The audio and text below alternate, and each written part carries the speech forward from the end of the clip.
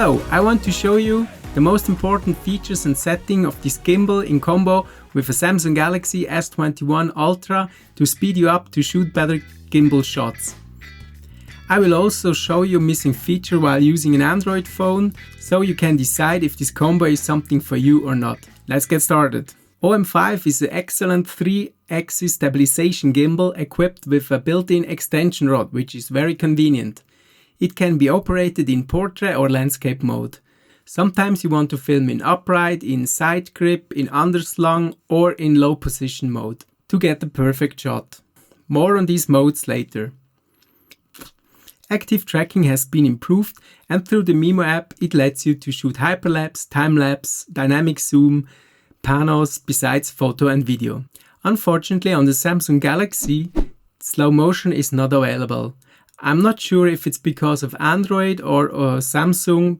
If you know, please let me know below in the comments. With shot guides, you get step-by-step instructions to create publish-ready videos. But for this review, I will not go into shot guides. So let's shortly have a look at the basic gimbal operation. Attach the phone to the magnetic clamp, level it so that the weight is distributed evenly. On the side you will find the M button.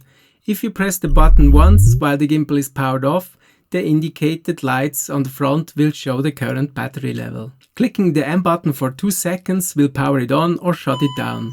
Even with the latest version of the app, sometimes the app won't find the gimbal. See later in the video how you can reset the Bluetooth connection. While powered on, pressing the M button once will switch between photo or video mode, although this behavior can change in the settings. For example, you can choose to go into quick menu, which I personally prefer.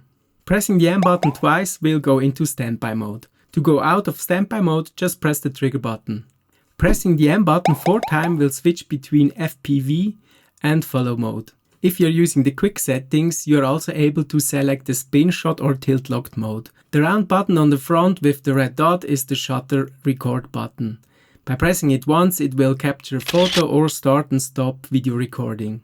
Unfortunately, it will only work with the DJI Memo app and not with the Samsung default camera app, which is quite disappointing since the DJI Memo app has restricted access to the camera lenses and the manual shooting settings. Press and hold in photo mode will start a burst shooting. Below the shutter and record button is the switch button, indicated by 2 arrows forming a circle. Pressing it once will switch between the front and back camera. Also, this feature is only working within the DJI Memo app. Pressing it twice will switch between portrait and landscape mode, which is working independent of the app. The orientation can also be changed manually by rotating the phone with your hand. After a certain angle, it will lock into position. Now let's have a look at the joystick. As you would guess, moving the joystick vertically will pan the phone. If you press it horizontally, it will tilt the phone. The control direction can be changed in the app settings under Gimbal Invert Control. When holding the gimbal in side grip mode, the orientation is still tilting the phone when pressing the joystick vertically, although the gimbal is now rotated by 90 degrees, which I think is quite a nice feature and also a way to get more tilt range, which is in upright mode quite limited in my opinion.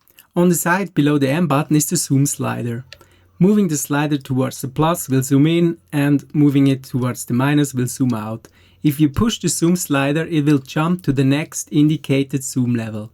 On the Samsung, you can only use the zoom level from 0.6x to 1x using the ultra-wide lens and from 1x to 8x using the wide lens, the main camera. The 2 telelenses are not accessible by the DJI Memo app, which is quite a bummer. At the gimbal's backside, the trigger button is located. While pressing and hold it, it will go into lock mode where it does not follow the handle movements. Releasing it will exit the lock mode. Pressing the trigger button once will start active tracking, which is only available within the DJI Memo app. Pressing the trigger button twice will recenter the gimbal. Pressing once and press and hold will go into sports mode, where the follow speed increases for quick capturing movements. So now that we have an overview on the different operation mode, let's have a look how you can use the gimbal. There are basically 4 different ways how you can hold your gimbal.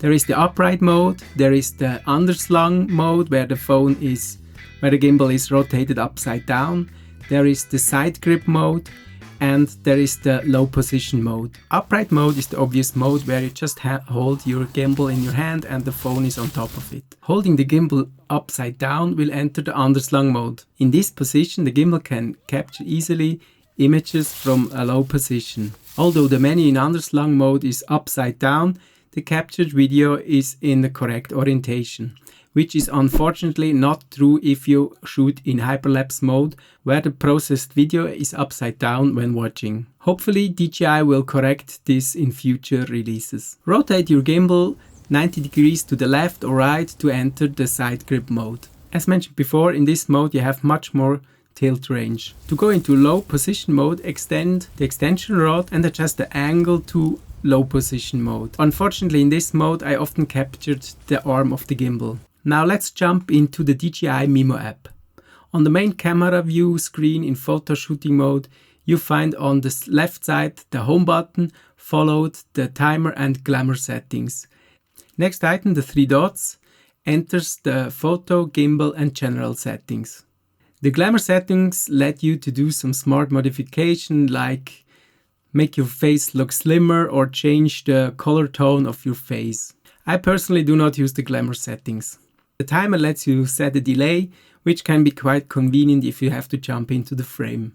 In video shooting mode, you are able to change the resolution from 4K to 1080p or 720p. Unfortunately, the frame rate is fixed at 30 frames per second. Hyperlapse is meant to be a handheld time lapse. The resolution can only be set to 1080p or 720p. The speed lets you change how fast the final recording is. Time-lapse has an interesting custom motion mode where a maximum of 4 positions can be previously entered, which then the gimbal will go to during the duration of the time-lapse. The dynamic zoom is a dolly zoom, or also known as vertigo effect, where the object keeps its same size while walking towards or away from the object and the background squeezes or stretches. Set a green rectangle to the object and start moving like indicated by the arrows. Resolution can be set to 4K, 1080p or 720p. Pano shooting mode lets you choose between a 3x3 or a 240 degree or a clone me mode. The 3x3 creates 9 photos in a 3x3 matrix and stitches them together to a single photo. The 240 degree pano does 7 photos while slowly panning from left to right. The clone me pano creates 3 photos and it waits 5 seconds between the shots so that you have time to adjust the object or jump into the scene. Story shooting mode guides you with short tutorials to capture your footage, and then it stitches them together with some music, and you can also set an OM5 watermark, and there are also some end cards, but unfortunately the text is not customizable. Under the 3 dots there are photo, gimbal and general settings. The photo settings lets you set the aspect ratio of your capture, for example 4:3, 16:9 or 1:1. Unfortunately, full frame is not available. Further, you can set the white balance to auto or one of the common presets, but unfortunately it does not let you to select the color temperature manually. Next, you can also turn on a grid or diagonals, which can be very helpful to compose your shots or also to keep, for example, an object into the center. FT allows you to automatically start active tracking when you flip to the front camera. Unfortunately, there is no manual settings where you can change the ISO, shutter speed or aperture values, which is quite a bummer. On the gimbal settings, the most important are the follow me settings, which can be one of follow, tilt locked, FPV and Spinshot. I want to go quickly through these modes. Follow mode nicely follows the pan and tilt axis, but it does not roll the phone when you move your hand left to right, like for example when you go into the side grip mode. The phone will stay horizontally. In tilt locked mode, only the pan axis follows your handle, so no movement in tilt and roll axis. FPV is like follow mode, but it also activates the roll axis. FPV stands for first person view. Spinshot mode is the same as FPV. All 3 axes, pan, tilt and roll, move along the handle, but the joystick's horizontal control the roll axis and not the pan axis. The vertical control of the joystick still controls the tilt axis. Unfortunately, the gimbal does not stop rotating when the gimbal arm is in the view. Sport mode, as mentioned before, will be activated by clicking the trigger and press and hold again. In my testing, it looked like in sport mode it only increases the speed of the pan axis. It does not increase the speed of roll and tilt axis. Furthermore, on this settings page you can adjust the speed for zoom and the joystick. This can be quite important if you do dolly zooms or you would like to manually pan while shooting. There is also a setting here which changes the behavior of the M button when you press it once. So instead of switching between video and photo, you can tell the app to go into quick settings, which I personally prefer. Last but not least, there is also an option to calibrate your gimbal. The general settings include some device and firmware version information. So now let's have a look at the main camera view in the DJI Memo app. On the top right display of the camera view screen are icons for the gimbal and phone battery levels, followed by icons for flash and current gimbal operation mode. To the left there is a switch button to change between front and back camera. Below the record button there is a gesture settings where you can enable gestures. If the gesture settings are turned on, a palm or a V gesture will start recording and start active tracking. During my testing this worked very well with the front camera, but I had some issue while using the back camera. Mostly when I did a palm gesture, only start and stop the videos worked.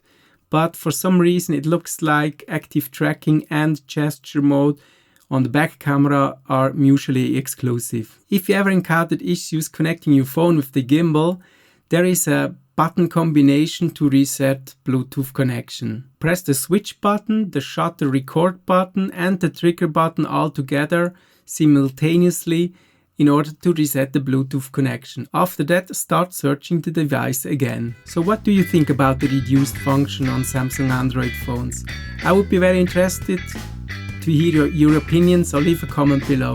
If this video was any help for you, it would support this channel if you give it a thumbs up and subscribe. Peace.